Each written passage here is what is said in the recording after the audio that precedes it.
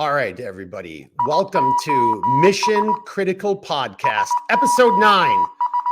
Yeah, we just had to throw in a little sound effects there. Yeah, I know.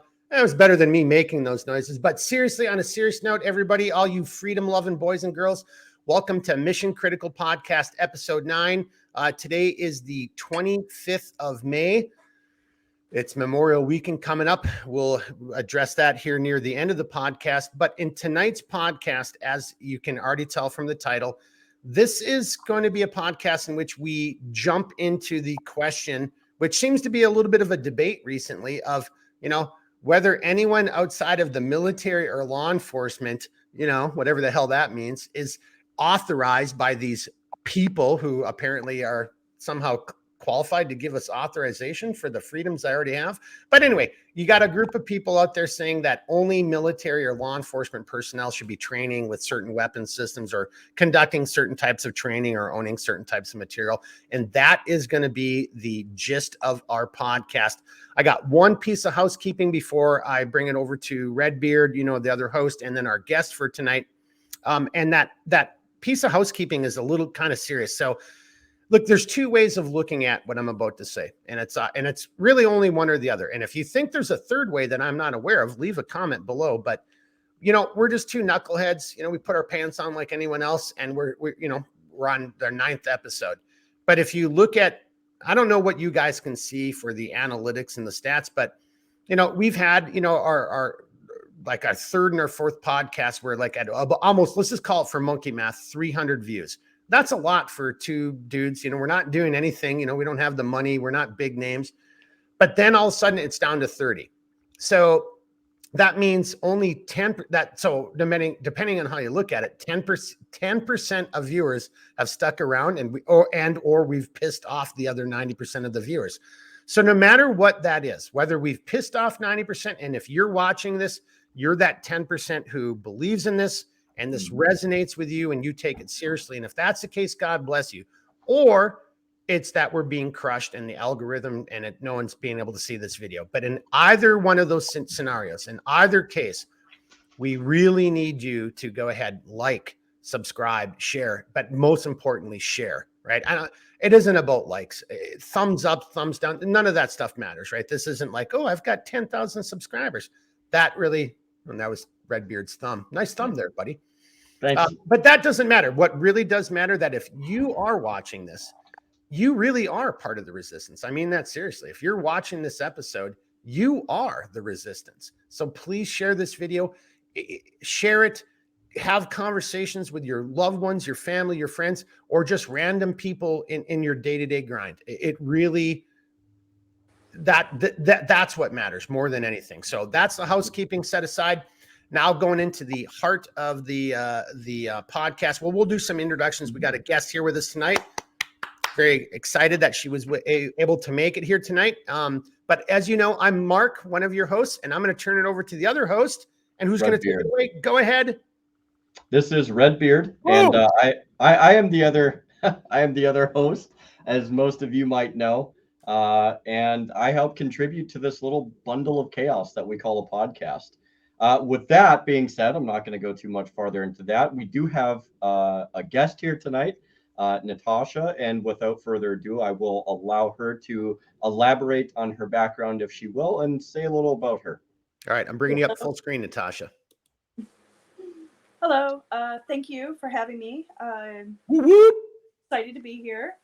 My background is a very much an outdoors enthusiast. I've worked in the private sector for security, as well as a few government contracts, protecting everybody from news crews to royals, dignitaries, simple housewives and CEOs, you name it, I protect it. And now I'm another dirty civilian. Who somehow found herself roped into being on this podcast. But so huge shout out to Natasha for joining us tonight and taking time out of her busy life and her schedule. So thank you very much, Natasha. Hats off. Jeremy, Redbeard, hats off. Thank you, ma'am. Thank you very much. All right. I'm going to turn it over to Redbeard, and he's going to kick us off. So again, boys and girls, the meat of this is, are you or are you not authorized to actually do these things that, Dakota Myers and see, these two guys know way more about this world than I do. And that's where I'm going to shut it, because I don't even know half the names they're referencing. I'm like, well, who is that guy? And they're like, oh, that's this dude and that's this dude. So I'm going to turn it over to Redbeard. Redbeard, tell everybody what the hell it is that we're talking about here tonight, sir. Yeah, so it's in basically there's personalities, whether it's Dakota Meyer or Tim Kennedy or whatever the case might be. There's quite a few public figures out there now. These guys happen to be in particular prior military, but it's not specifically just those guys or those personalities. What we find is there is a growing trend both through media, but also in government as well, to where there are people that truly believe like, oh, the average person should not know, they shouldn't know or be able to train in defensive capabilities. They shouldn't be able to have certain gear. They shouldn't be able to have certain firearms. They shouldn't be able to, I mean, my God, it goes as far as some places outright fine you for rainwater, right? Like this is like, it's a very separate example, but the point is like, they don't like the idea of having a population at this juncture that's capable, that's not dependent on them to solve their problems. And I think that this presents a very real issue, especially as it pertains to personalities, but also in government in general. So, well, just to add to that, from my perspective, it also pertains to your ability to, personal defense and the common good, right? Like, that. Well, can I just jump in real quickly with my 2 cents, and we'll come down to you, Natasha?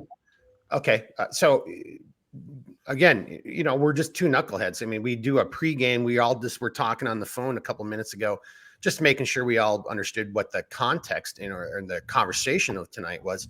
But Jeremy just said something that hadn't been planned, so I'm going to weigh in right now. I was actually thinking I was going to say this later in the podcast, but to Jeremy's point, there are individuals, right? And Dakota Myers is in the news right now, and a quick shout out to Jack over at Black Scout Survival. I do business with Jack. I consider Jack a friend. I watch Jack's podcast. I enjoy it.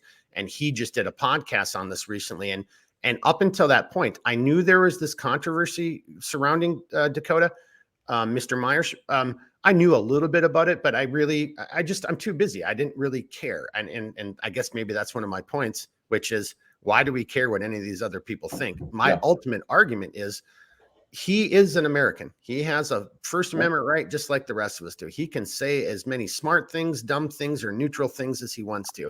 This is one of those areas where I also have the right to respond. And my response is like, WTF, dude, what are you talking about? I guess I'm going to throw it right out there, and then maybe we'll come over to Natasha. My main argument here, or maybe back over to you, Redbeard. Redbeard. My main argument is, I personally believe, I don't have a time machine. So again, this is all subjective. It's anecdotal. But if you look at their writing, so that's the anecdotal. If you look at the writings of the founding fathers, beyond, there's so much history there. Don't just look at the Declaration or the Constitution or the Bill of Rights. Look at some of their speeches and their writings in the Federalist Papers, so on and so forth. But I would argue that the founding fathers, they looked at, and we got Natasha here. So, but don't just take this from a male female perspective. I just mean a man, a member of the society. Their argument would have been like, every man in society of military age, and that can vary through eras, but every military age male should have the following type of equipment, the following type of gear, and the following skill sets. Plain and simple. And when the muster is sounded, when the bugle sounds or the bell is chimed, whatever it is, when that muster is sounded, it was not only your moral obligation, but your civic duty. Those two things are both the same and different. It was you had the responsibility to grab your musket and your kit and get out the door, kiss your loved ones goodbye, and go and do whatever was required to stand, for in defense of your town, your county, your state, or your country, period. So at the end of the day, this is my argument. I guess I kind of put it all the way up front. I have no idea what these other people are talking about. Like, what do you mean? Like, Jimmy or Susie can't have a plate carrier or own an AR-15 or train on the range? Like, because they're not in uniform, they're not a member of the law enforcement, the military. And I'll get back to my points on that. But let's just start right there. Natasha, did I give you a good opening, or Redbeard? Who wants to respond to that? Is that a good enough opening for you guys to chime in and tell me how stupid I am, or how smart I am, or how good my beard looks? Oh, both. Yeah. If you want to go first, Natasha, you're more than welcome to. So, all right, Natasha, it's all you. Solo layout.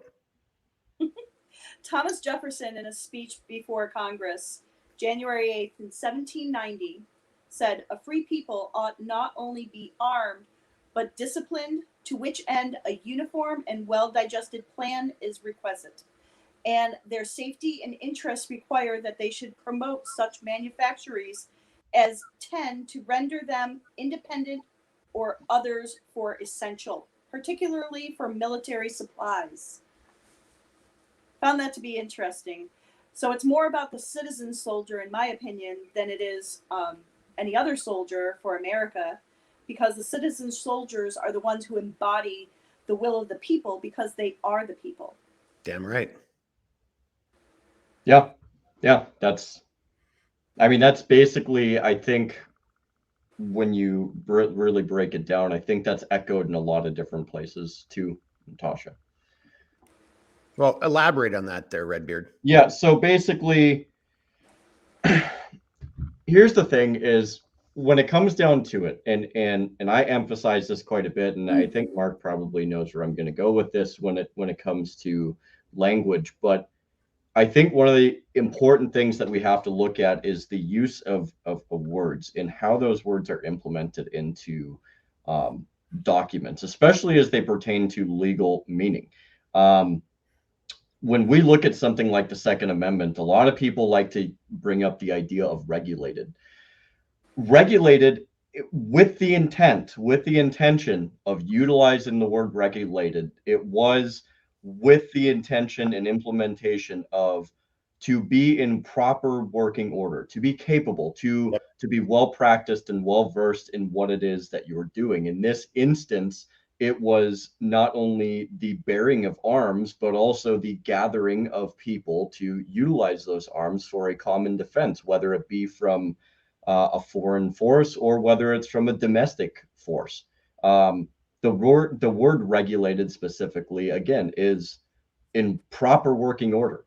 And there's a lot that I could elaborate on in terms of, the 2A and verbiage and stuff like that. But the other word that specifically I would like to bring up at this juncture too is the idea of, or the word rather of shall. Shall in a legal sense is it's a very strong legal word. And that word is permanent. It's non-permissible. You shall not infringe. They didn't say you may not, or you cannot, or you will not. It was you shall not infringe. In a legal context, shall is stronger than can't, won't, will not, or anything like that. It implies an absolute, you have to absolutely follow this. You cannot do, it's not something that you can do. So let me just interject here. So, and I'll throw this question out for you guys. I think I'm going to be a little bit more of just a question guy here for this one, because I know where I come down on this. And matter of fact, before I ask this question, let me just make one statement. So according to, and you guys need to do that whole Dakota Myers and those other people, you guys got to have that. Because I honestly, boys and girls, I don't know some of these. Seriously, I am burning the candle at both ends. I'm only focused on my Soda Strava world. Some of these names are familiar to me, but I don't know enough of them. But as I hear these two guys talk, and I was just like, hold on, what the hell? So, but on that point, to the point of these people on this side of the argument saying that the only people who should own body armor, and I see Dakota Myers, in Jack's video, like backpedaling and like, well, I didn't mean it that, or he's, whatever. You said it, dude. You said it. I saw the video. You made this statement, right? But to this point, so what about me? And now I'm putting this out there to the I'm from the government. I'm here to help, and you guys should just like stand by and wait for me to show up to protect you, crowd. type of people. Well, what about me? I'm not in the military anymore. I'm not in the agency anymore. Am I a dirty civilian? Now I'm a dirty civilian too, Yep. moniker underneath my name on this podcast. So how about that as a point of kind of intersection? It's a little funny, but I think that'll get everybody's juices going. Who wants to take that and run with it? You want to start first, Natasha? Natasha raised her hand. She raised her hand. She gets it. All right, go ahead. Dakota, he's a dirty civilian, isn't he? Well, that's a good point. Yeah, I don't think he's in the work. military anymore. So is he a dirty civilian too? Mm-hmm. No, it's a good question. Should he Yeah. he like turn in all his guns and everything and stop training as well? Natasha, it's you. It's your floor. Sorry. Oh no, that was my question. Isn't he a dirty civilian like the rest of us? Yeah. Or is he still serving? Yeah. I don't think You're he's in only the military. last day. Yeah. Yes. Kudos to you. You were great while you served this country. Medal of Honor recipient. Love his dedication, his honor, and his duty. However, how long ago was that? What are you doing now? Are you serving still? How are you serving? I know civilians who are still serving in some capacity every single day. They're training, they're doing things to protect themselves, their family, their communities.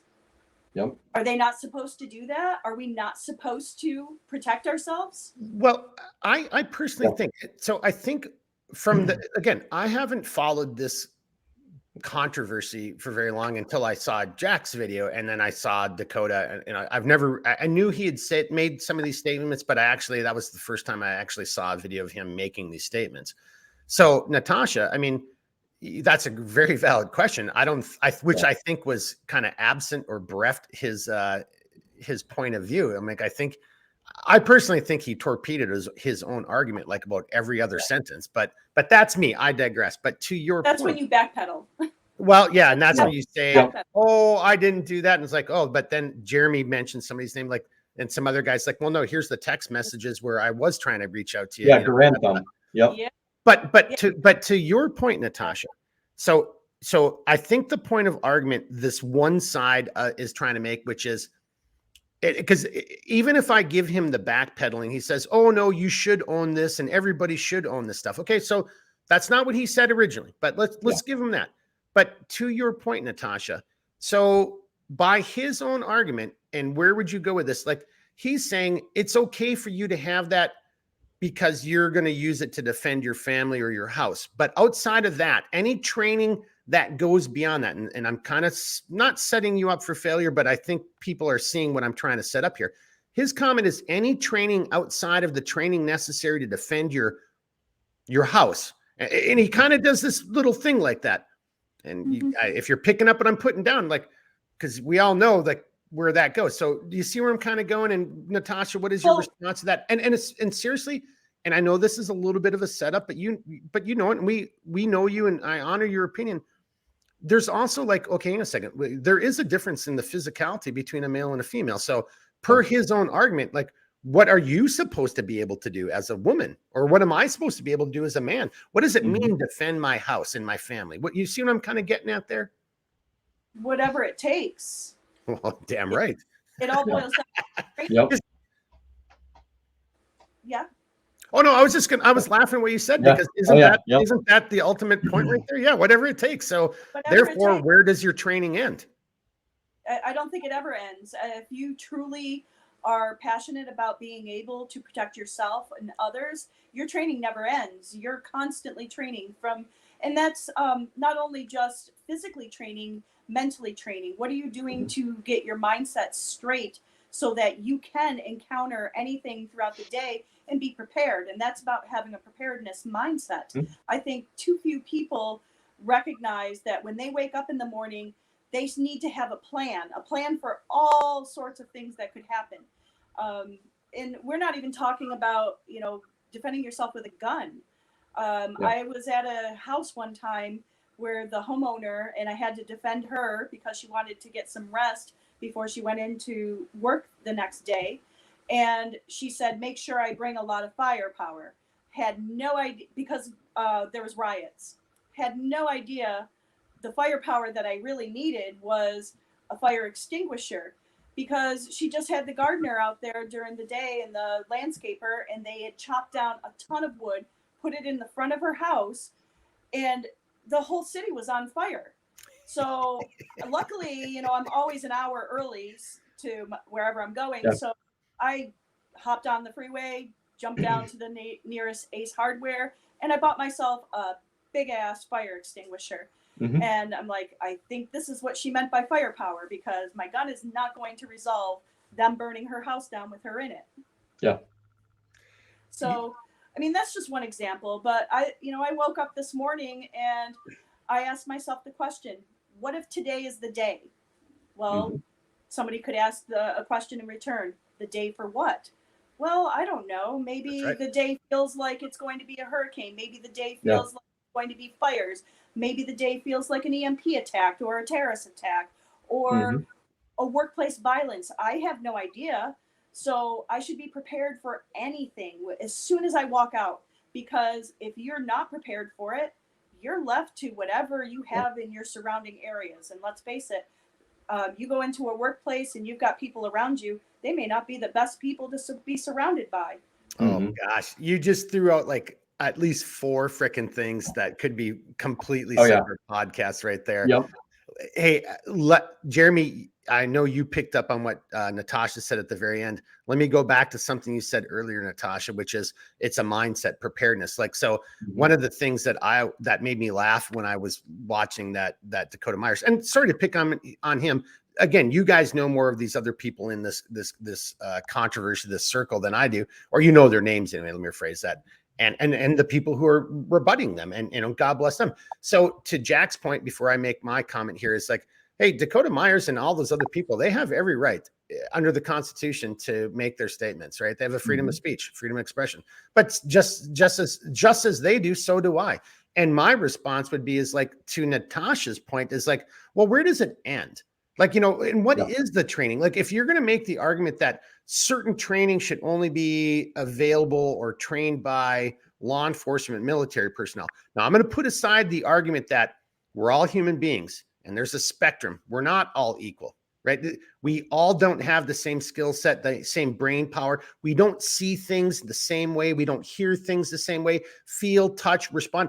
That is a fallacy. We're all different people. So, but if you're going to make the argument that only military, whatever the hell that means, or only law enforcement, whatever the hell that means, gets this type of training, to Natasha's point is, well, where on the spectrum of all the things that might possibly happen, where does my training go? Like, what then define what that training is then. If you're going to make the argument, you can only do these certain things. Well, then can you give us the list? Because that's what you're basically espousing, that there's certain things I can do in order to defend my house and my family, but there's other things I can't do because I'm not in uniform and I'm not in the military, I'm not in law enforcement. Well, can you break those down for us then? I mean, you see where I'm going, guys? Redbeard, I know you're going to have something to say on that, and then we'll come back to Natasha because she started that shit show.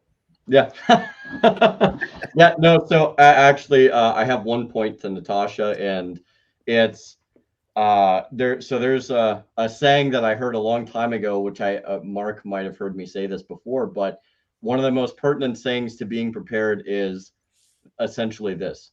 It's the 6 P's. Prior planning prevents piss poor performance. If you're serious about actually having your stuff together and being prepared, at least that, like, you can't plan for every variable, but at least have the general remedies. So I'll leave it at that. And I think that Natasha hit on some really, really good points. One thing that I find is interesting, it was a quote by Richard Henry Lee, which is, to preserve liberty, it is essential that the whole body of the people always possess arms. Okay. Yeah. It now just think about that for a minute. To preserve liberty, it is essential that the whole body of the people, meaning everybody up to and including civilians, always possess arms. Now, what might that be? Well, I'll tell you where this stems from. Our founders understood that having a standing army, as was the British back in their time, It was dangerous. Why? Because quite frankly, the state of Britain, or the country of Great Britain at the time, usually liked to use the military and their officers to harass regular people. It got completely out of control. I knew And you were it's going to not go that just direction. That's it's awesome. not just the sheriffs, because in the meaning of sheriff goes back to Shire Reeve. I'll get into that at another point, but look up Shire Reeve, you'll understand where sheriff originates from. But the point of it is they feared a standing army again. There's a reason they did not want a standing army, and now today it doesn't. I don't think it goes too far to say that many of the law enforcement municipalities and entities could be construed as a standing army, whether singularly by themselves or in conjunction with other agencies outside of even the military. And so they understood, like, look, like you said, Mark, they had provisions for people.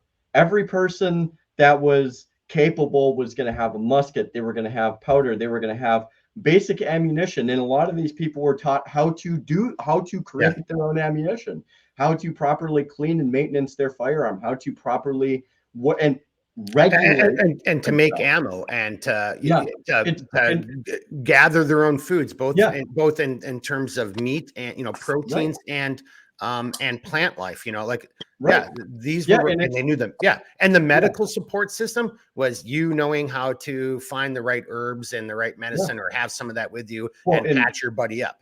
And moreover, at least in that time, it was just don't get shot because you'll probably die. But in the end of the day, right? So if we examine this type of thing, that's where regulated comes in. Well regulated is to keep in working order. There was an expectation of the average person to be in working order because they understood, whether it's a foreign or domestic force that they had to contend with, these people, in order to preserve and secure their liberty, had to be capable of defending not only their states or their country, but themselves from a tyrannical force. So there's many people, even especially as it pertains to government entities, as with some other states, that would look at what I do with some of the guys that I train with here in my city, is you would literally get in trouble for that legally if they saw me and 3 other dudes at the range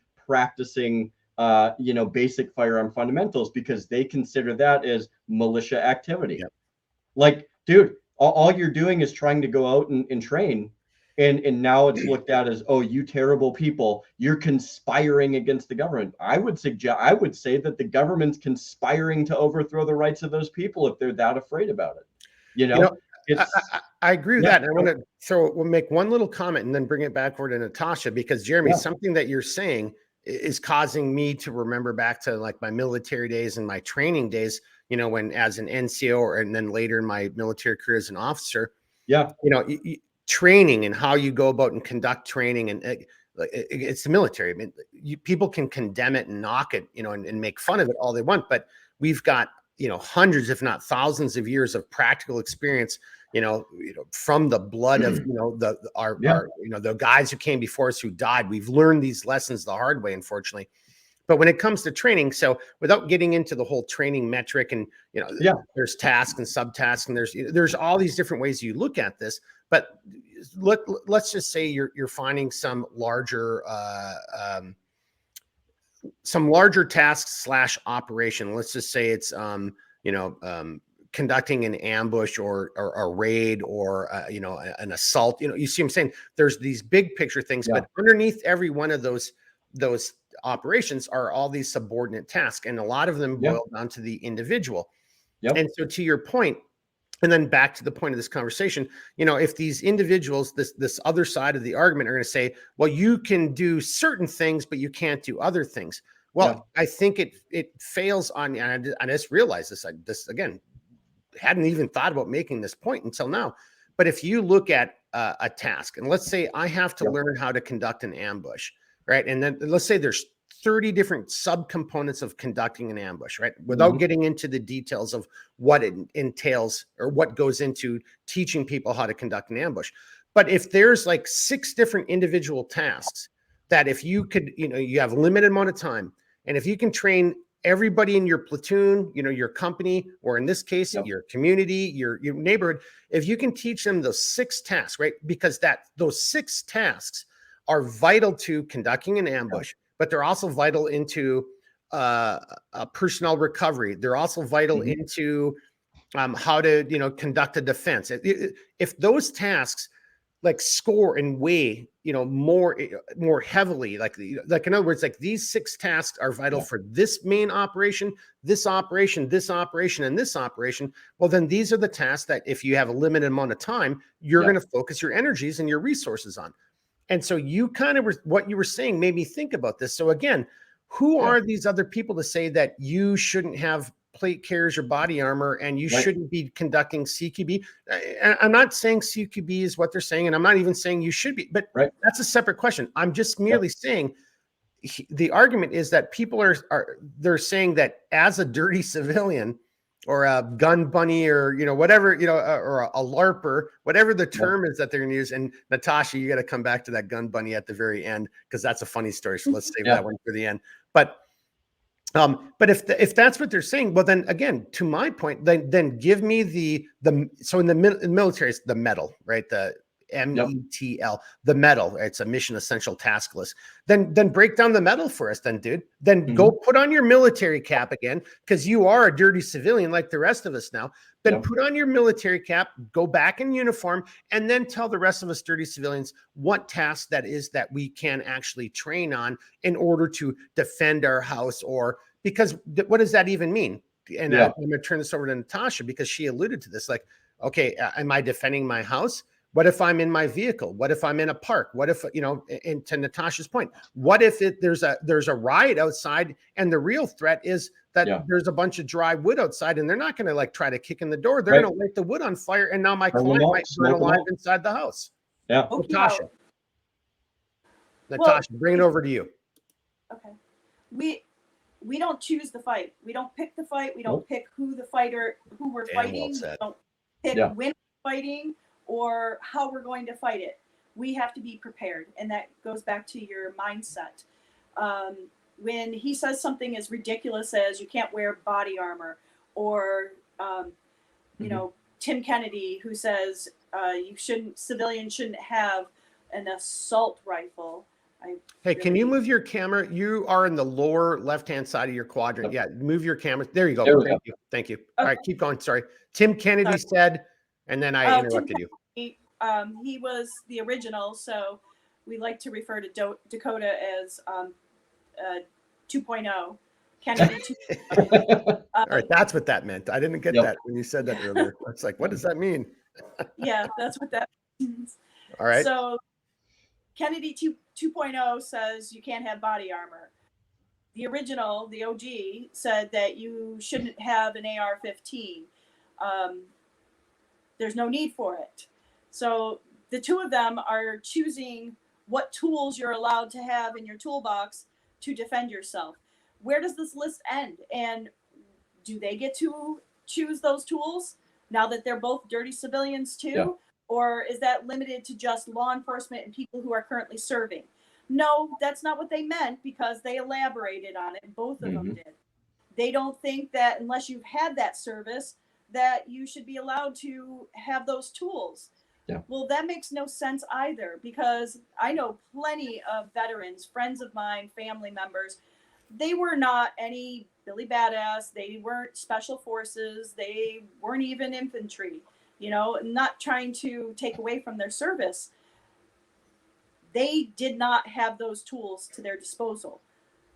So you go into a contract of security, and the contract will say law enforcement and military only.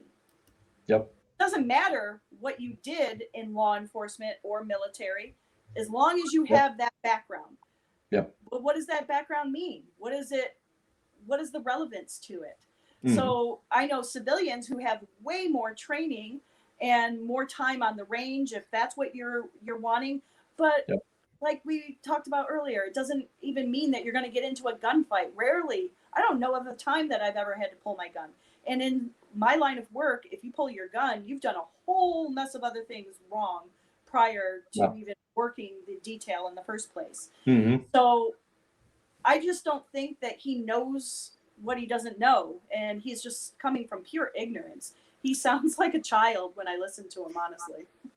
Hey, I want to come back to you, Natasha, because you just brought that up, and in our pregame when we were talking about it, you kind of alluded to a story, and I want to use this as an opportunity to come back to that. But before we do, the other point you just made that we hadn't talked about before, and I'll say this from point of personal pride or background. Look, there's people I served with both in the agency and the military who may have thought I was a retard. I was an idiot and I wasn't a good soldier, right? In other words, my previous comment at the beginning of the video, we are all, each of us, unique individuals. We're all different. There's not, maybe I'm just going to make this up. So don't anybody quote me on this or beat me up too badly on this. There's 100%, and that represents the human population, 100%, right? You're just going to do some basic math. Maybe on both sides of the spectrum, maybe you have 10% of humans are just complete freaking buffoons. And 10% of humans are just like rock stars, like Batman, Superman, quality individuals. Well, what does that leave us? That leaves us 80%. That's the rest of us. Well, where do we fall on that spectrum? Maybe of that 80%, maybe half of us, are, in the B range, to A- range, you know what I'm saying? Like, I don't know what that is. And that's my point. It's like, we don't know what that is. Right. But to Natasha's point, because somebody had a uniform on or somebody's in law enforcement, I could sit and bore everybody with a million stories from the agency, the military, and I actually know and I've worked with a lot of law enforcement individuals. I could even incorporate that in there.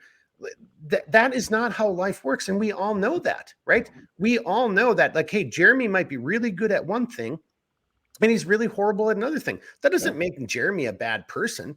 But just because I had a uniform on, that doesn't mean I'm a master of, like, I know this and I know that. Or to Natasha's point, somebody was in special forces. It's a stupid story, but it proves the point. I was doing something in the agency with some special forces guy, and these guys were 18 X-rays, right? So that's a different conversation, but they had been part of the X-ray program, but now they're 18 series. And we're doing an operation, and one of these guys looks over me and asks if I was the commo guy. Like, he was putting it in SF terms. He's like, "Hey, are you?" And I'm like, "No, I have to do all of it. I'm the commo guy. I'm the demolitions guy. I'm the intel guy. Like, that's what I have to do. So I'm a master. What did they say? A jack of all trades and master of none." But in his mind, I had to be just this one thing because he was watching me do some stuff on SATCOM and he didn't know how to do any of that stuff. So to Natasha's point, well, we're on the spectrum, again, according to these other people. Well, then what am I able to do? And what am I capable of doing? And who's able to do it? Because, to the point, like, if once you leave the military, and if I'm going to accept their argument that you have to be in law enforcement or the military to do these things, the point I'm trying to bring out is like, well, those are still human beings and they're fallible, just like the rest. Some of them are good and some of them are idiots, and the rest of us are somewhere in between. See where I'm going, Natasha? Do you want to take that and run with that? And maybe this is a good chance for you to tell the story you did in the pregame about, that shooting. Oh, sure. Okay. Because I think that proves the point of what we're getting at, right? Right. Because if it was just, you're law enforcement, you're squared away, then why was the outcome the way it was that you described? Exactly. So the story we were talking about earlier was regarding a major shooting that everybody in America heard about. Even mainstream media covered it. Where they stopped covering it, though, was when the security company of this security officer or bodyguard or protective agent, however you want to label him, who was protecting a news crew during the riots of the 2020, we'll just call it 2020. that. Yep. 2020. He was covering the riots, protecting the news crew, as many of us did, and he got into a defensive shooting. Whether wrong or right, the wrong part was he was not licensed properly to be there, and everybody got slapped for it. And this resonated all throughout the entire country, in the security profession, and I was working at the time on a government contract with everybody who had to be law enforcement. I was the diversity hire. Email came across, and I'd been telling everybody on my team, you guys need to go and get your concealed weapon permit. You're not working in compliance. And of course, I'm the negative Nancy. Nobody wants to hear from a civilian what they need to do, especially if they were law enforcement, because they are the law, they know the law. And I'm not saying this is all law enforcement, because I work with some really good cops who are really good friends of mine. I have one of them who's a detective and my mentor to this day. So like what Mark was saying, this is a facet of law enforcement. Mm-hmm. They scoffed at me and they said, you don't understand, we can work like this, we're fine. Well, there was 2 of us who were civilians who were properly licensed and trained and on this contract.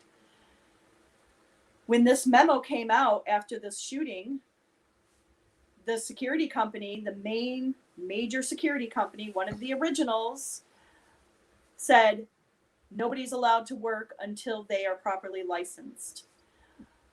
That contract suffered, and they almost lost the contract because we were the only 2 out of 12-man team that needed to be working this contract. Only 2 of us were properly licensed.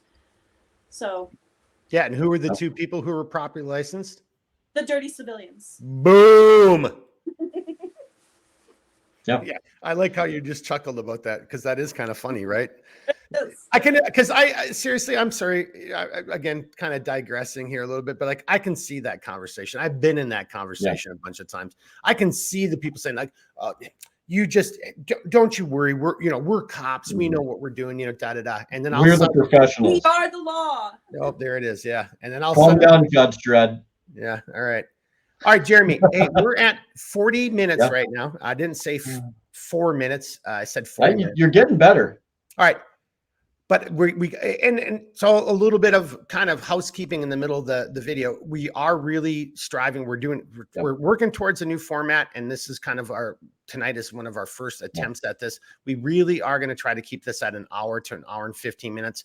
And so what we got here right now, before we go into the final section of this conversation, I want to give it over to you guys, both of you, for look. As everyone can tell, we weren't really trying to present a cogent, empirical evidence type of argument against Dakota Myers and these other individuals. We're really just trying to bring to light just how ludicrous some of these statements are, right? Like somebody else is going to dictate to you what you can and cannot do. Last I checked, this was still a free country. So on that note, free country, personal security, that's a big R, that is a big R, God-given right. It doesn't matter if you don't believe in God, whatever you want to say, a natural right, a God-given right. It doesn't matter how you want to phrase it.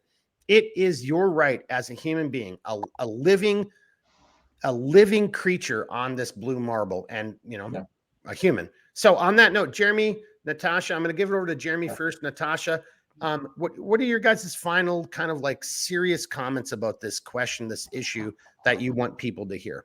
Yeah. So I have a quote that I'm going to put out there, and I also have a story. And Mark, I think you've heard this story, but it's relevant.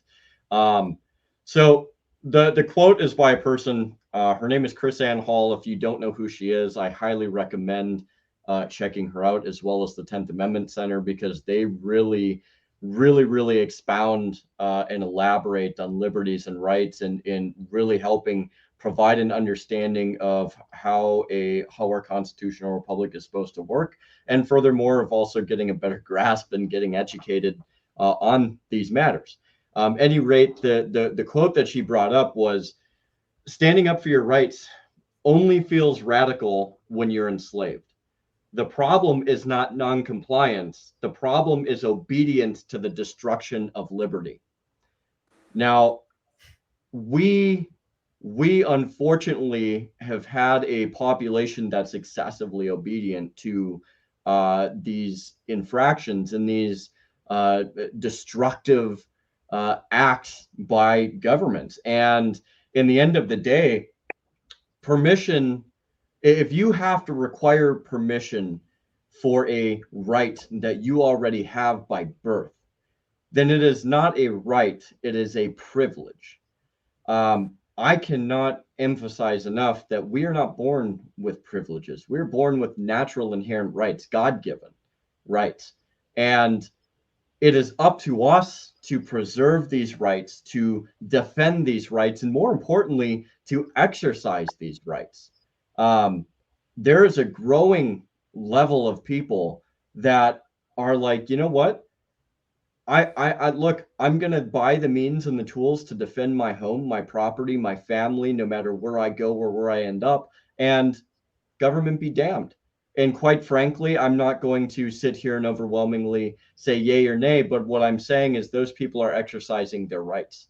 They're doing exactly what they have to do to preserve themselves. And if that makes a person not only a terrible citizen or a dirty civilian or a a person that is destructive of the rule of law, then so be it.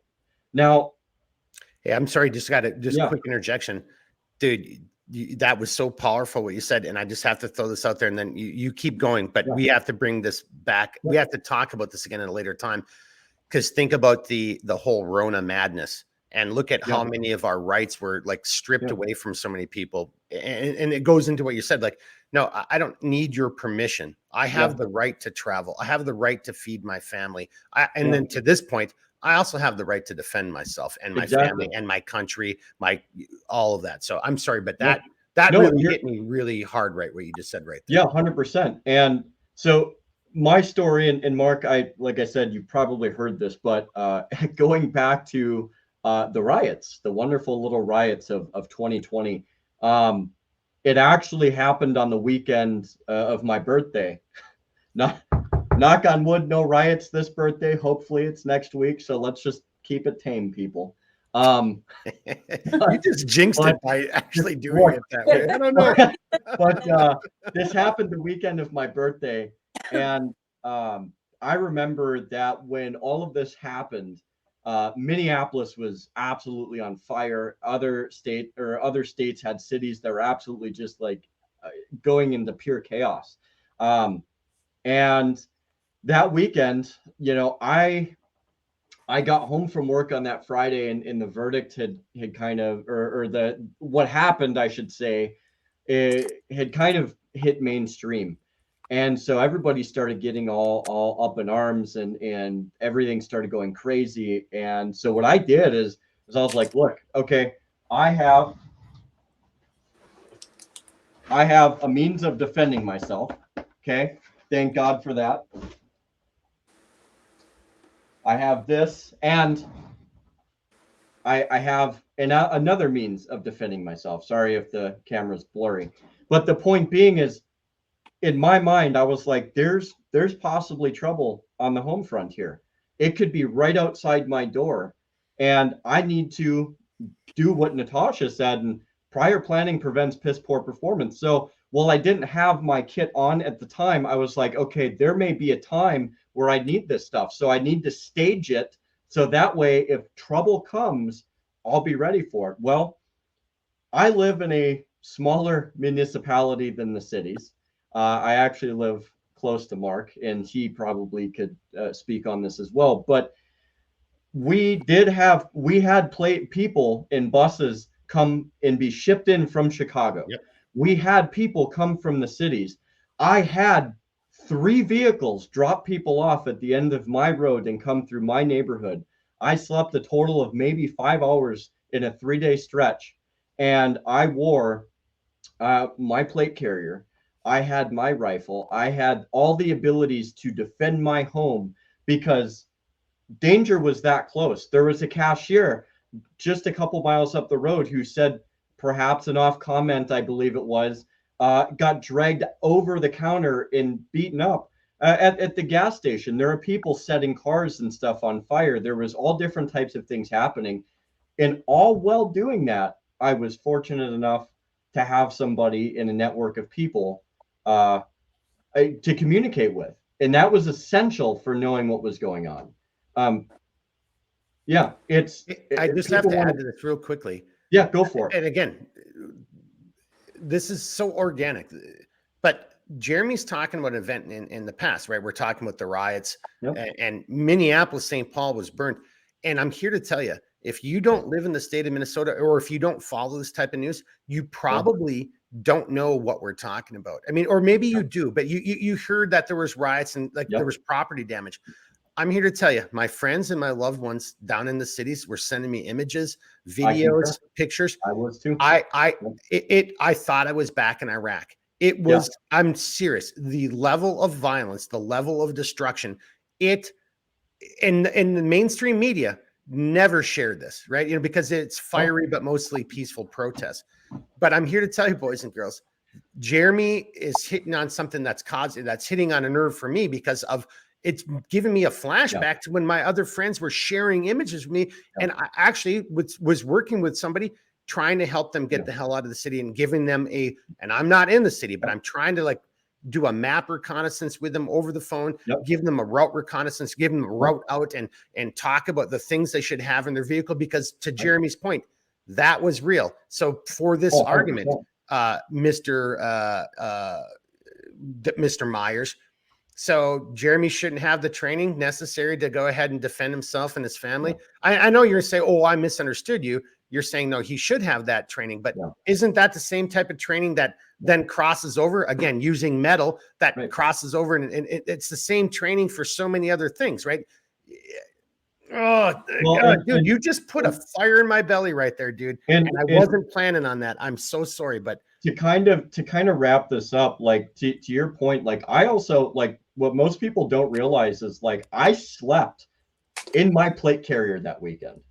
I slept. The only time that I didn't do that is when the sun came up, and then just like cockroaches out of the woodworks, everybody was gone. But once that night started to come, dude, if y'all haven't experienced chaos, like en masse chaos in the middle of the night, if you want to talk about sensory overload, I had a buddy of mine giving me real world intel, and mind you, this guy lived in Wyoming, but he told me where all of these people were going. I had 3 guys on QRF standby that could have been to any one of my buddies' house, including my house, to get us out of there. We had a system, and the idea that, like, you have government entities and you have people that advocate against this type of thing is absolutely baffling to me. But yet they have the audacity to be like, oh, well, in New York, they're like, well, if a nuclear blast goes off, at least have your go bag. It's like, dude, like, so you either want people to be prepared or you don't. And the thing of it is like, again, like you said, Mark, this is real world stuff. Like, there's nothing, there's no clean perspective to this. There's no niceties that encapsulate this. There's a lot of variables on the ground, and you have to do the best you can, especially if you're in an impacted area, to harden your defenses. And I want to also point out, on a final closing point here, there were also, when National Guard was down in Minneapolis, there were people watching the National Guard go through their neighborhoods, and the National Guard were yelling at people and shooting them with paintballs and other, like, I don't know if they used sim rounds, but I know there was paintballs and other projectiles that they were using. And while they weren't directly lethal, look, you get hit in the head. Like, the reality of it is that's a concussion at the least, but you can die from stuff like that. And you literally had the National Guard telling people, you go back into your homes or we're going to shoot you. Okay, and so I was hoping, because you left that last part out, and if people don't remember or weren't following this, but what Jeremy's saying, that's what it was. They were being instructed to go down and tell people to go back inside. So the innocent, the average citizen who's on their porch for situational awareness, trying to make sure, what's going on, again, you can say it's the situational awareness, being better prepared, or you can say it's, I'm gawking at an accident, whatever you want to call it. But the National Guard was going down and shooting. And Jeremy, I never heard if there were simunitions being used, but it was definitely confirmed that paint rounds were being used, and they were being shot for being on their own property, outside of their property, trying to ascertain what was going on. And then you see the government come down and you're like, oh, they'll have some information. No, they just got a bunch of paint rounds to shoot you, in your noggin. And they had those lovely, the lovely armored vehicles, by the way, going down the streets. And yeah, funny. Look All at right, let's bring it over to Yeah. Natasha. But I think so. But before we bring it to you, Natasha, I just want to kind of conclude with Jeremy. Just give my final 2 cents. So again, we're basically ultimately talking about, here's this argument being made by a select group of people, and they have all the right in the world to make their argument. They do, but we have every right to come. I don't want to say combat it, to argue against it, to provide our perspective. And in my personal opinion, I'm not hearing any legitimate argument being made. Like there were so many as far as arguments are concerned, if you want to get into that philosophically, but like there were so many fallacies. There were so many you just proved your own point, you just proved the other side of the argument you're arguing against. Like none of it made any sense to me. And I think a rational person would at least at a minimum take a step back and say, okay, if I listen to this guy, I'm probably going to die. Or I have to be in the military and I have to be the people shooting people on their porches with paint rounds. So whatever. So again, the ultimate point though is, do you or do you not have the right to defend yourself? Yeah. And now let's bring it over to Natasha. Now we just talked for a long time. You get the floor for as long as you want, because we went on a diatribe here. And for the record, I do know Natasha recently. And so we have these conversations on occasion. So I don't think she feels left out. She's probably like, yep, this sounds like a normal Friday night, kind of conversation. So, Natasha, go ahead and take it on. Do what you want to do here, girl. So I wanted to jump in on the whole National Guard. I have beef with them too. I was earning some really good money during the riots. And as soon as the National Guard came in, we got booted off of a contract because the client said, oh, the National Guard's there.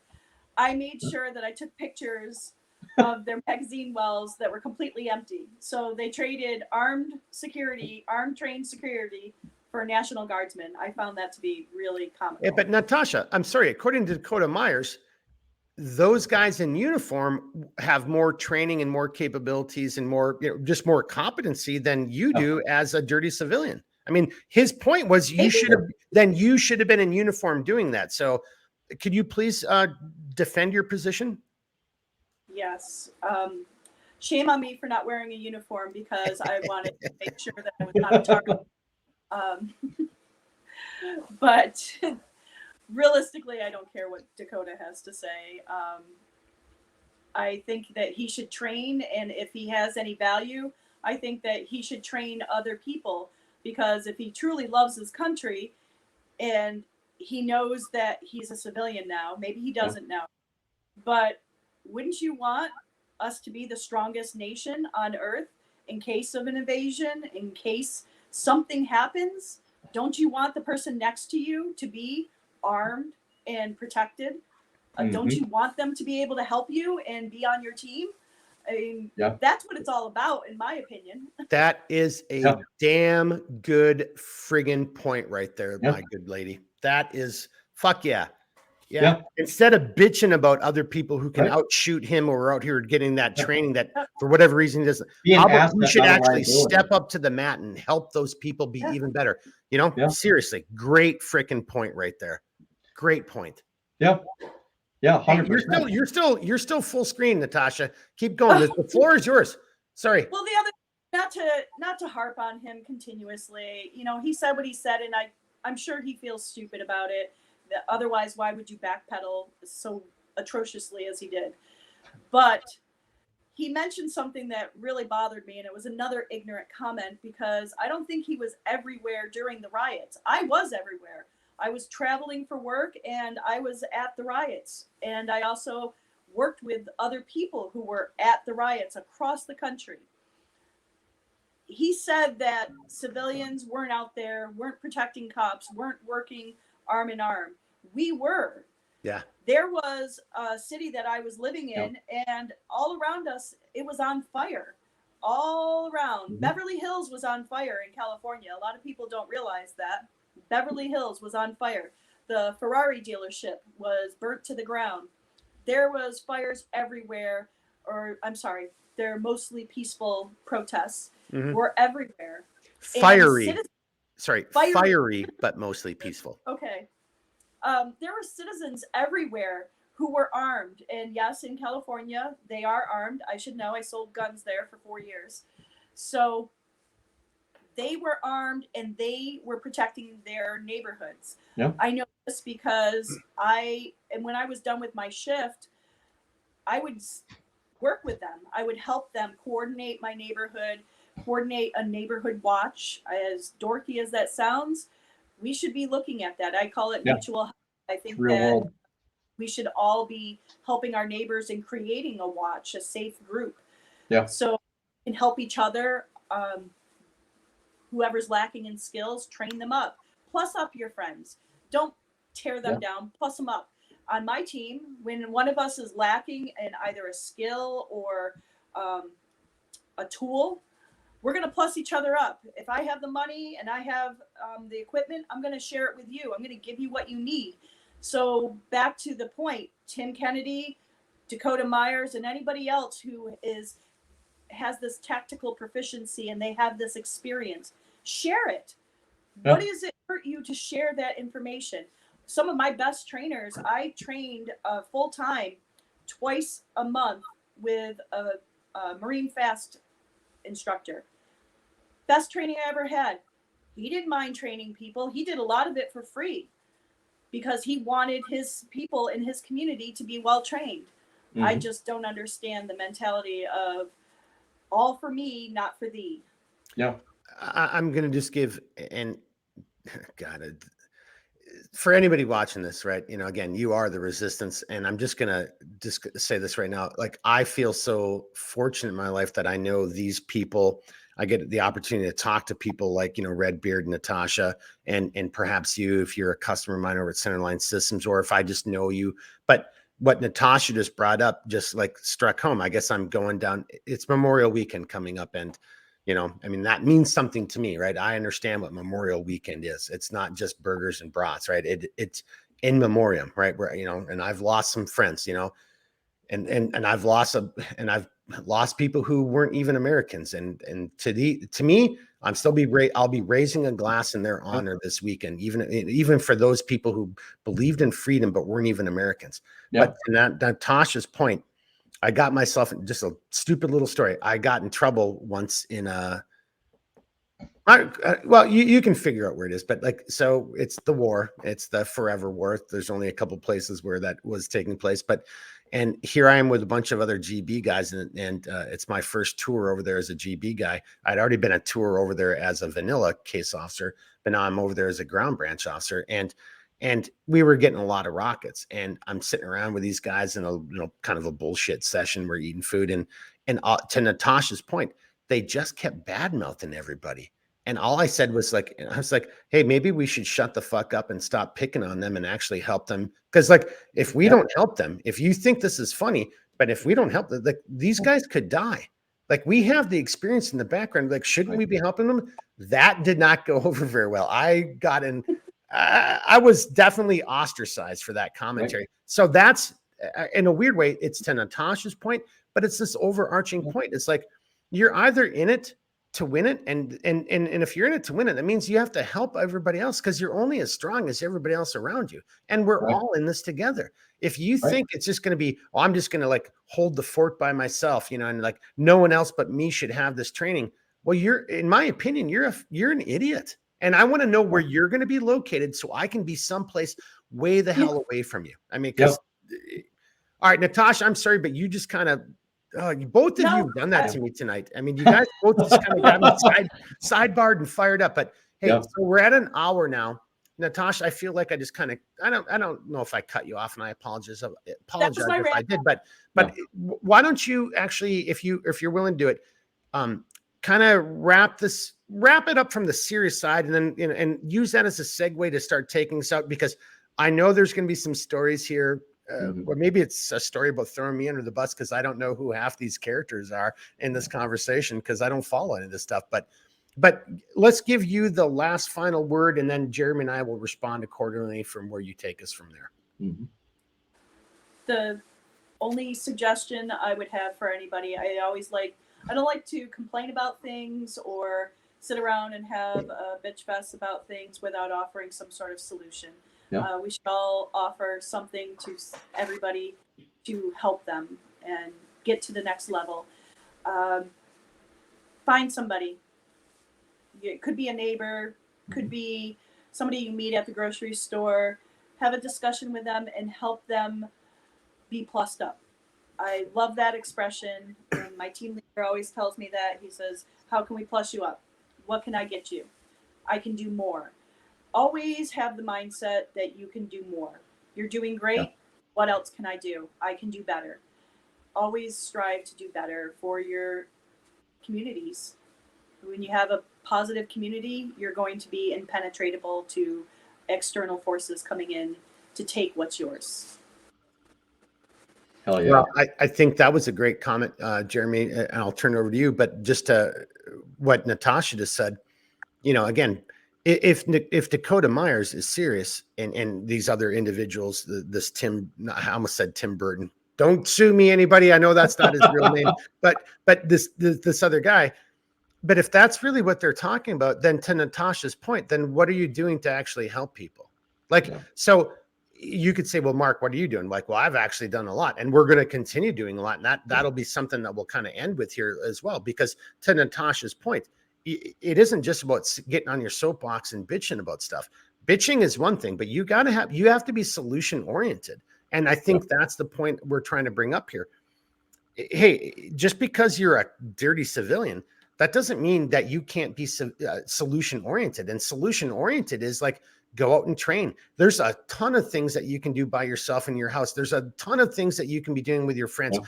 And a lot of that is even part of the whole thing when it comes to mission planning is, rehearsals are the big thing, but so we do a 1/3, 2/3, 1/3 planning, 2/3 rehearsals. So whether you want to call those rehearsals the training part, but the planning is also training too. Part of the planning is like, and again, and we've all three of us have done this in our conversation with each other, even though we don't know what we're doing. We are actually planning. We are actually rehearsing. We are actually teaching each other through our conversations, through our interactions about what should you do in this situation, what should you do in that situation.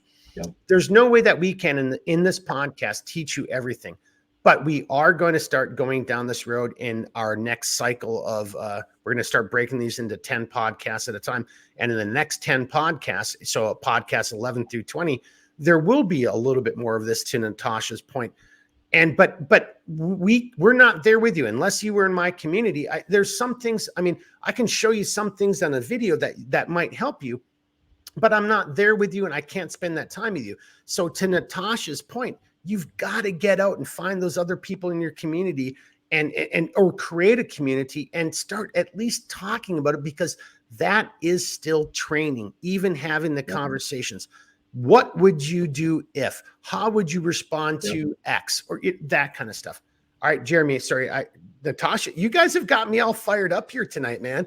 I'm going to bring it back over to you. Natasha just got me all like on a, because to the point, she just took my little stupid story and made it even a million times better, because that is something that has always bothered me in life. Like, okay, you're going to sit and criticize and laugh about these guys who don't know what they're doing. But you have the ability to teach them and make them better, but you're not going to do that. You're just going to talk shit about them. And I think that so here, in all fairness, maybe I'm approaching this question or this controversy from that bias, which is I've seen too many people who just talk shit about other people and aren't willing to help them or share their knowledge with them. And so when I hear this Dakota Meyer and all this other stuff, maybe I'm the person who's wrong, because I just see it through the lens of, yet again, another guy just talking shit and not willing to help people, to Natasha's point. That's exactly it. All right, Natasha, do you want to add to that?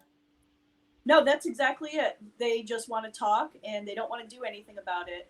And I think it's an insecurity on themselves. They're insecure. Maybe, Grand Thumb, Lucas from T-Rex. Yep. He has a huge following. he is a dirty civilian. He's the one that he was talking about that can outshoot him. Well, because he trains and he has a bigger following, and I think that this is just a matter of jealousy. He doesn't understand why, and I think Jack actually mentioned this in this video. I finally watched it today, and he was spot on.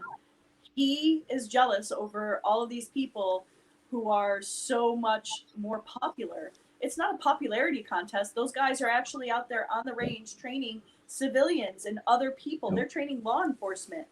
They want people to be better.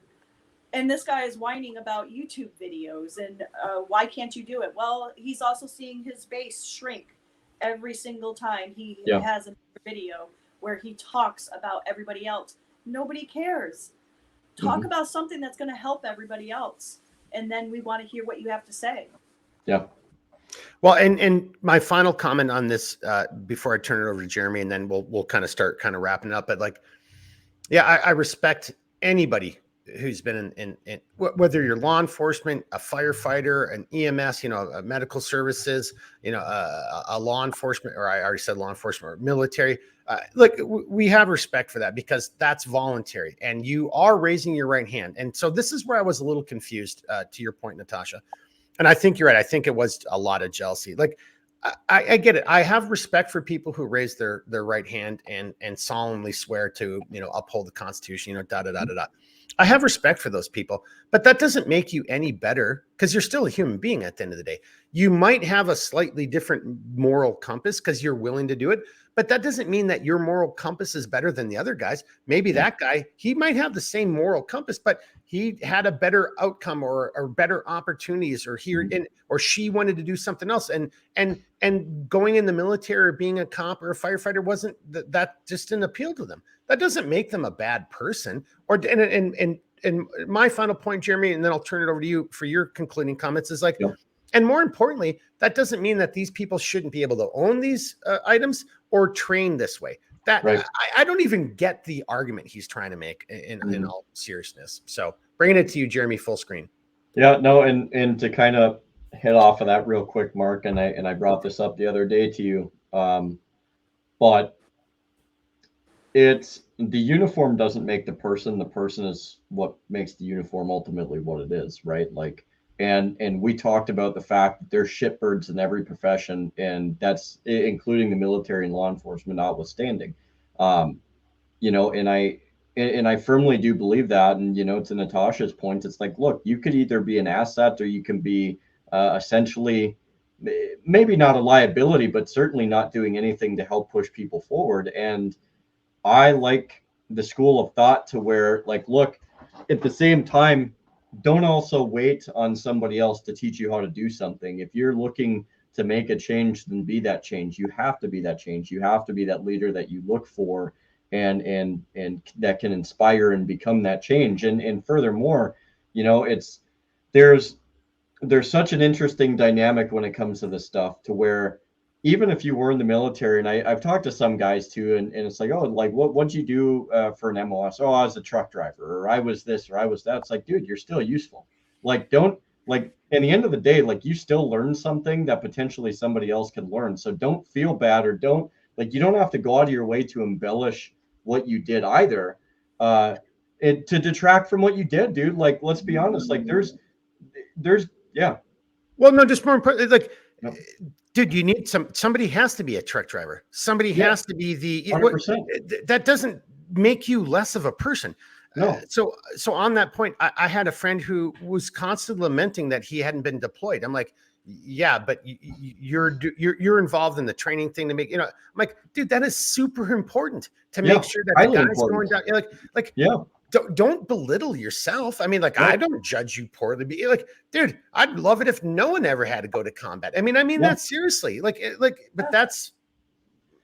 to your point, I'm sorry, you were just saying that. And I'm like, yeah, because I always hate that. Like, I was this. I'm like, so you were a 71 Lima, or you're whatever. It doesn't matter, dude. That's great. You at least raised your hand and served. I mean, so that is where I'm at least I'm sympathetic to Dakota's comments. Like, I get that you raised your hand and served. Yeah. But that doesn't make you better or worse than an There's 18 series or 11 series or, Yep. look, and I'll just, and I didn't think I was going to say this, but I'll say it. My whole life, I spent over 30 years of my life in the service of this country, both in the military and the agency. And I'm here to tell you, I'm not as strong of a man as somebody who's actually had a family and raised a family. I mean, plain and simple. You could say, oh, I've got all this training and and experiences. Like, yeah, but I never raised a family. And if you really want to break it down to what really matters, Dakota, it's fucking having a wife and raising kids. And then like when the kids turn 18 to look to your community and say, these are my kids. I raised them. They are adults now and they are worthy of entering into society. Yeah. That's probably the most important thing in the human essence, as far as I'm concerned. So it's almost a weird conversation. Like we're really sitting here talking about things that at the end of the day really don't matter. I mean, who should or shouldn't be able to train?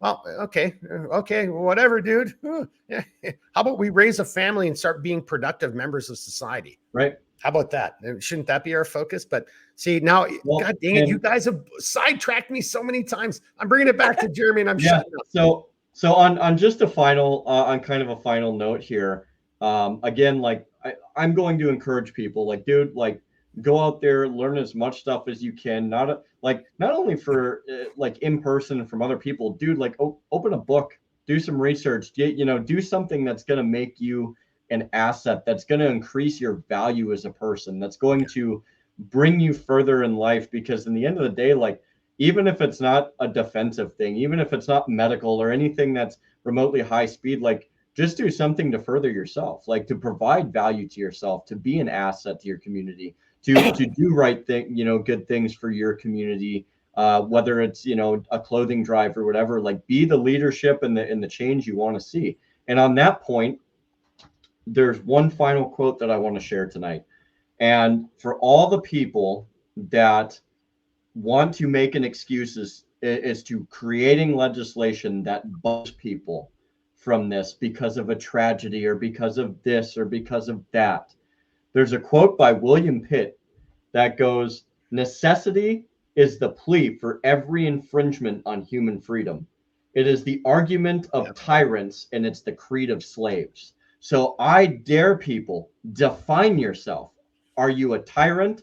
Are you a slave? Or are you a free person? Yeah, are you free? Yep. God bless you for bringing that up. I knew that. I wish you would have told me that. Well, we would have spoiled your quote, but like that would have been the ticker for tonight. Yeah. We got to have that as a ticker for a later episode. That's such a great quote, and it's so absolutely true, fundamentally true. I mean, and you got it, dude. You got to classify yourself. Be honest with yourself, because even if you start out in one of those categories, if you're at least honest with yourself, you can progress potentially into being that free person, being a good person, being an asset. There's people that I feel that have made that change throughout their life, even just like terrible people, and they're like, whoa, I gotta, this is not okay. I've got to change course. And some people have, other people haven't, but and that's life. And that's what makes life great, because some of us are lucky or fortunate or smart, however you want to phrase it, or it's all of the above. But some of us like realize our mistakes and make corrections and course correct and become even better people. And others, we hold the line, and others go even deeper into darkness. I mean, I'm not trying to make it sound like it's a matter of triage, but isn't that what life is? I mean, so bringing that back into the training thing, it's like, some people may think it's not necessary to pursue the level of training that, Natasha does or that you do, or they don't want to think the way that, either of you do, or the three of us do, or whatever. Fine. But then think of what Jeremy just said, because then which category are you? Which category person are you going to be? Or where do you fall into the scope or the spectrum of humanity? Where do you sit in? Yeah. And if you're okay with being a slave, then just be okay with being a slave. I mean, I don't mean that in a harsh way. I mean it seriously. Then just then shut up and just be a slave, I guess. But don't create more slaves. All right, I'm bringing you. Say that again, Mish. Or I mean, Natasha. Don't work towards creating more slaves. Accept your position, but don't try and drag the rest of us down into slavedom. 100%. Yeah, Yeah, Yeah. exactly. Yeah. You do you at that point, right? Is that what Right. you're saying? Yeah. Hey, I know you've got a little bit more to say about that. Look, we're at an hour and 20 minutes. Let's kind of start wrapping this up right now. Let's make this no longer than an hour 30. Why don't you like take us out on that comment right there, Natasha? That's all I had to say. I'm okay. First Amendment. Do you whatever Mhm. you want to be? If you want to be the slave, if you want to be the free person, do that. But don't drag other people down into your misery. And I don't know, maybe slavedom isn't misery. I would be miserable. Yeah. But I don't want to be a slave, and I don't think other people have the right to legislate against me and force me into being a slave either. Well, yeah, amen. But Oh, look yeah. at what's going on in our world right now. Yeah. There's a ton of people who are trying to do exactly what you said you don't think should happen. You know, so and I think in a weird way, I know it seems like we're going off topic, but this still circles all the way It's back relevant. around with Redbeard and Natasha. This circles back around to the argument about like some other people telling you what you can and cannot own, or what you can and cannot, what subjects you can and cannot train on. Like that. That's you're in one of those categories that Natasha's talking about. Well, much like a piece of plastic, right, Mark? All right. Hey, so we went a little bit long here. We're at an hour and 20. I think there was a little bit of humor, but I want to end it on one humorous note. And then Redbeard, you got to take us out. Natasha, you were talking earlier. The two of you are talking in the pregame, and I don't know any of these things. Is there a way you guys can like do maybe 3 to 5 minutes of educating the other idiots like me on this whole gun bunny versus LARPing versus dirty civilian, you know, like, and the names involved? Because I seriously, I mean, I know Dakota Myers. I actually know his name because he won the Medal of Honor. And I like when I'm like, okay, I'm going to remember that name because that's somebody in my lifetime who's won the Medal of Honor. And then as it's progressed, now I unfortunately know his name for other negative reasons. So you guys where do you guys want to go with this for about 5 minutes? Make it funny though, please. Well, it's funny just that he's calling everybody gun bunnies while he's promoting law enforcement, because in law enforcement, I have a sister, she's a retired sheriff. They referred to us females, the law enforcement did, as gun bunnies who chased after cops. So I find it funny that he's using that to describe other people that are not gun bunnies. Well, hang on. Are you referencing it like from the music? What would that be? The music aspect, like a groupie? Is that what a gun bunny is from law enforcement? Yep. Oh boy, yeah, that's like a groupie. Yeah, they're groupies. So there's this I don't know what you call it in law enforcement. They have women who are attracted to men in uniform for whatever reason. They seek after these guys and they call them gun bunnies. And that just shows that Dakota was taking this comment from all of his law enforcement buddies and he was applying it towards other guys that realistically are not gun bunnies. I heard that term for the first time about 3 days ago when Redbeard and I were talking about how we're going to do this. And so the title was, dirty civilian / gun bunny versus, we're here from the government, crowd. And I thought it was just a term that was being used in the interwebs to another way of just saying a civilian who's doing military type of training. Yeah. And honestly, and my final comment is, and I maybe should have done a better job of this. This isn't military training, boys and girls. This is training to survive. So if you think only the military can do training that leads to or gives a higher probability for survival, if only the military is capable of doing that, then how did humanity make it this far? Yeah. I mean, that's just nonsense to me. Like, oh no, only the military can do this stuff. And on that note, last little story. When my last time in uniform, I'm in the infantry, and this is going to be kind of funny. There were so many guys in my infantry unit, and they didn't know how to do shelters, fires, like the things I learned in the 80s as a light infantryman. is not being taught anymore. Like I was beside myself. Yeah. I just didn't even know what to do. I'm like, guys didn't understand the basics of light discipline, noise discipline. They didn't know shelter. They didn't know that field craft that used to be in the Ranger handbook, that used to be bread and butter for any light infantry unit. Like, they didn't know any of that stuff. And I'm not picking on them. They just, because they were never trained in that, and that was not what was important anymore, you know? Yeah. So, but you know, I don't know, gun bunnies. I mean, I didn't know that until tonight. So, and the other, so hang on. So Redbeard, is Dakota saying that you and I like want to date cops? Is that what he's saying? Are we gun bunnies? Well, what and does I, that so mean? That's you, Redbeard. Did we lose you? Oh, he froze. Oh, Natasha, you still there? I'm still here. Okay. So tell me, so Redbeard's frozen right now. But what do you think, Natasha? Does that mean that I want to date cops? I mean, how do you interpret that? I didn't think of it until just now, and I think you're right. You and Redbeard are gun bunnies, and you have a thing for law enforcement. Well, you know, I did spend a pretty, you know, significant part of my life in uniform, so maybe I just like subconsciously didn't realize that I just am attracted to uniforms, you know, like, but you know, in my defense, shouldn't I be attracted to like stewardesses or something like that instead? Or why am I attracted to cops then, you know, according to Dakota? A stewardess gun. It has to have a gun. Oh, so that would be like an air marshal. Yeah. Meow. Female. Redbeard, you're back now. You were frozen Yeah. big time.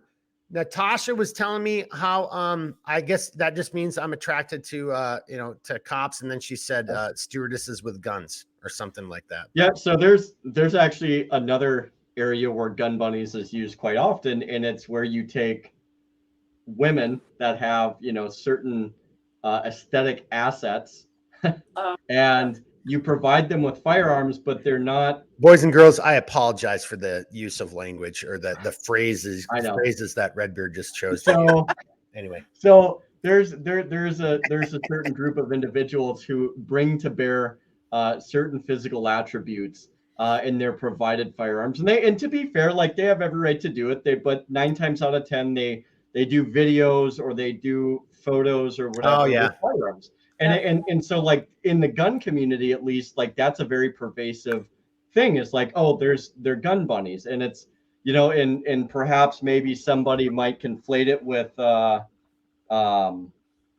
you know, basically Playboy playmates with firearms. I don't know that I would go that far necessarily, but that's kind of how that's perceived. So the first time I ever heard the cop realm was a new one on me. So, but that's how I understand it, at least in terms of the gun community. The dirty civilian aspect is basically what we've been talking about all night, which is the idea that the average person becomes adept, skilled, and capable in not only like the defense of themselves, their families, property, homes, and in their community, but also being capable in other functions that make them less dependent on the government entity, if you will, and more capable and self-reliant to their own situation. So that's, you know, again, a dirty civilian is often a derogatory term used by people within the government realm to describe people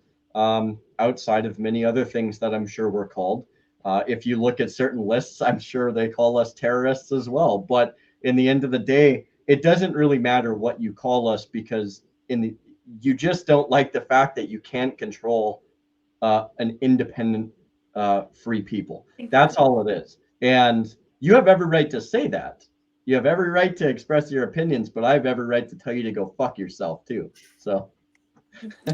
Well, on that F-bomb note, which we were trying to do a little bit better, but sometimes that's my one turn, Mark. Let's just be honest. Sometimes you have to throw that F-bomb in there for emphasis, right? So the F is for emphasis. F is for fun. Yeah, I'll do that. Hey, but so we didn't go long. But it's a good point to wrap this up. So, boys and girls, if you're watching this, seriously, Redbeard and I, we are trying to get this to an hour and 15. We'll get better. But I don't think, as a matter of fact, and in all fairness, I think we didn't give Natasha enough time So we're going to revisit this, but we are going to have Natasha back for a different episode. Yes. That's going to, well, we'll just save that for a different episode.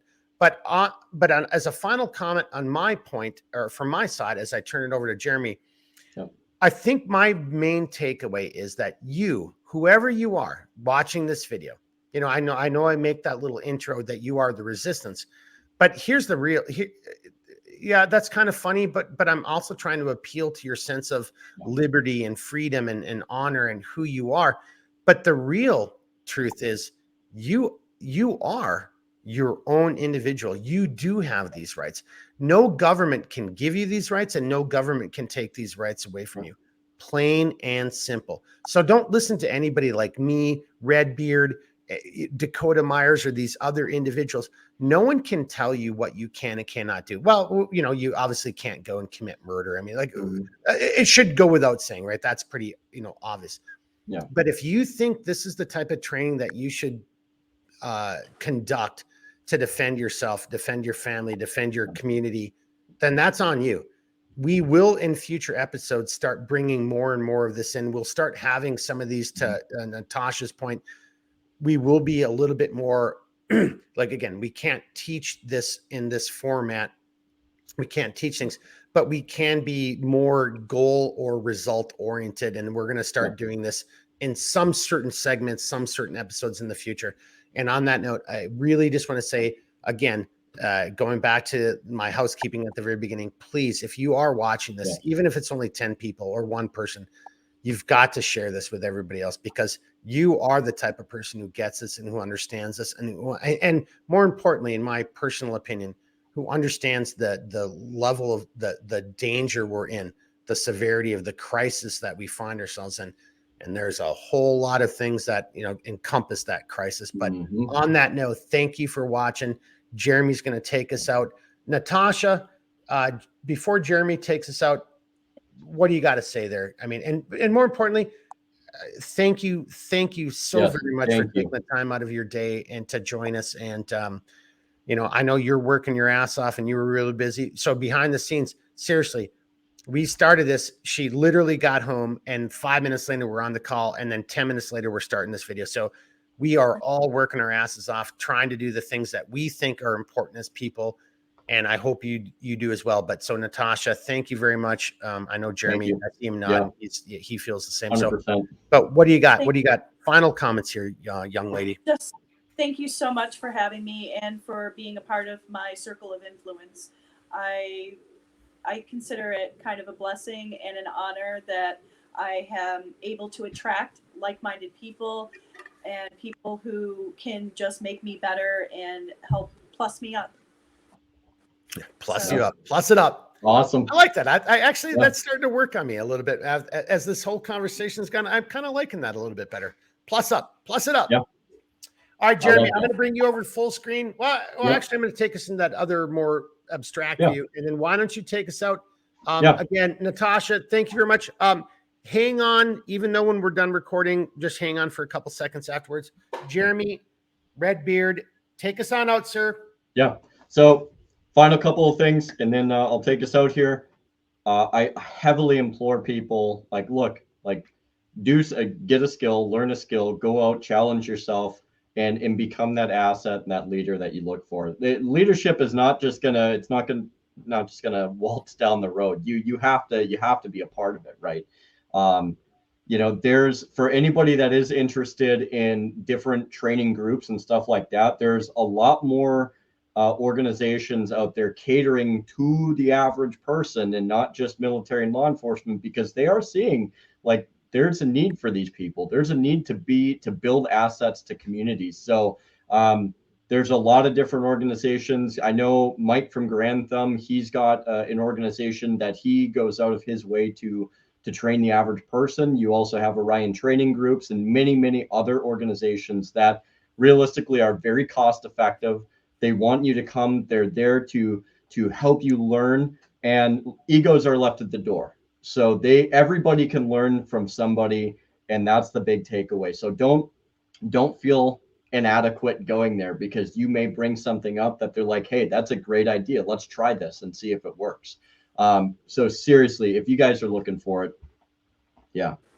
Hey, before you do the outro, again, that was a great point. So I didn't do a good enough job in the housekeeping. We are going to have a part 2, and it's going to be a friend of mine, former Army Ranger, who's going to come on and speak from the military perspective to this whole conversation. But Redbeard, to your point, I think we should also consider doing a part 3 and maybe reaching out to some of these groups. Because as you were saying, I'm like, I'm thinking of some other people that I know that I follow on, social media. I'm like, seriously, if we could get 1 or 2 other people on here, like, so maybe there'll be a part 3. That's all I'm trying to say is there will be a part 2 to this. We'll continue this conversation. It'll be Redbeard, myself, and a former Army Ranger still serving in uniform. So he's not a dirty civilian because he's still in uniform. And so I guess he's not a former Army Ranger. But anyway, so we will have a part 3. And I just had to throw that out there, Jeremy. I forgot that in housekeeping, but I'm glad I forgot it because to your point, I think we should try to reach out to some of these groups and some of these other individuals who are out there trying to provide this level of training to dirty civilians like the 3 of us. Yeah. So I've actually and Dakota Myers, because he is a dirty civilian. Yeah, so I've actually talked to I believe it was Jared from Orion Training Groups, and he's a super nice guy. You could literally send him a message on Instagram, and he will be like, "Yeah, I'll answer your question, or I'll chat with you for a bit." Super nice guy. So I'll try and reach out and see if I can maybe see if he'd be interested in coming on and in adding to the discussion. So we can talk about that offline. I'm just throwing out there. That was a great point, and I wanted to capture it for history right here and now. So on that, everybody, hey, we really appreciate you stopping by, watching the video, listening to some of the stuff that we have to say.